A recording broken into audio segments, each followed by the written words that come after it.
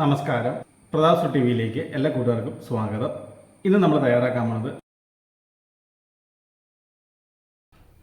തക്കാളി പച്ചടി തയ്യാറാക്കാനായിട്ട് മൺചട്ടിയിലേക്ക് 2 medium size തക്കാളി ഇതുപോലെ ചെറിയ ചതുര കഷ്ണങ്ങളാക്കി അരിഞ്ഞത് ചേർക്കാം.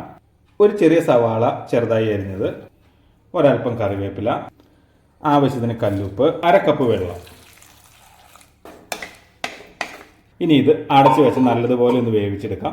ഇത് വെന്ത് വരുമ്പോഴത്തേക്കും ഇതിൽ ചേർക്കാനുള്ള അരപ്പ് തയ്യാറാക്കാം. മിക്സിയുടെ ചെറിയ ജാറിലേക്ക് ഒരു 1/4 കപ്പ് തേങ്ങ ചിരകിയത് ചേർക്കാം. 1/4 ടീസ്പൂൺ നല്ല ജീരകം, 1/2 ടീസ്പൂൺ കടുക്, എരിവിന് ആവശ്യമായ 3 പച്ചമുളക്. ഇനി ഇത് അരയാൻ ആവശ്യമായ വെള്ളവും ചേർത്ത് നല്ലതുപോലെ ഒന്ന് അരച്ചെടുക്കാം. അപ്പോൾ അതാ ഇതുപോലെ നന്നായി അരച്ചെടുത്തിട്ടുണ്ട്. അപ്പോൾ ഇത് നമുക്ക് കറിയിലേക്ക് ചേർക്കാം. തക്കാളിയൊക്കെ നല്ലതുപോലെ വെന്ത് വെള്ളമൊക്കെ വറ്റി വന്നിട്ടുണ്ട് കേട്ടോ. എന്നിട്ട് നമുക്ക് ഈ തവി ഉപയോഗിച്ച് ചെറുതായിട്ടൊന്ന് ഉടച്ചു കൊടുക്കാം. ഇനി അതിലേക്ക് നമ്മൾ അരച്ചു വെച്ചിരിക്കുന്ന അരപ്പ് ചേർക്കാം. ഇനി ഇത് നല്ലതുപോലെ ഒന്ന് ഇളക്കി യോജിപ്പിക്കാം. ഇനി ഈ അരപ്പ് ഇവിടെ കിടന്നൊന്ന് വെന്ത് വരട്ടെ കേട്ടോ.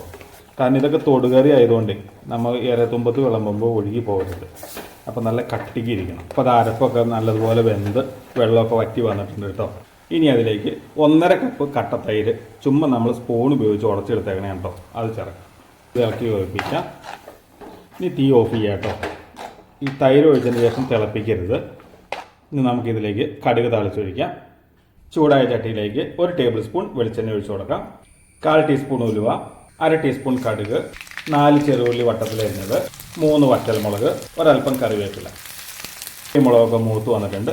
ഇത് നമുക്ക് കറിയിലേക്ക് ചേർക്കാം.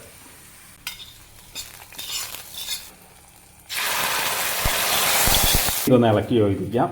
തൈര് ഒഴിച്ച് കഴിഞ്ഞ് കഴിയുമ്പോൾ ഇതിൻ്റെ ഉപ്പ് പാകമാണെന്ന് നോക്കണം കേട്ടോ. ഇത് നമ്മുടെ സ്വാദിഷ്ടമായ തക്കാളി പച്ചടി തയ്യാറായിട്ടുണ്ട്. ഇത്തവണത്തെ നിങ്ങളുടെ ഓണസദ്യക്ക് ഈ തക്കാളി പച്ചടി തയ്യാറാക്കി നോക്കൂ. തീർച്ചയായിട്ടും എല്ലാവർക്കും ഇഷ്ടപ്പെടും.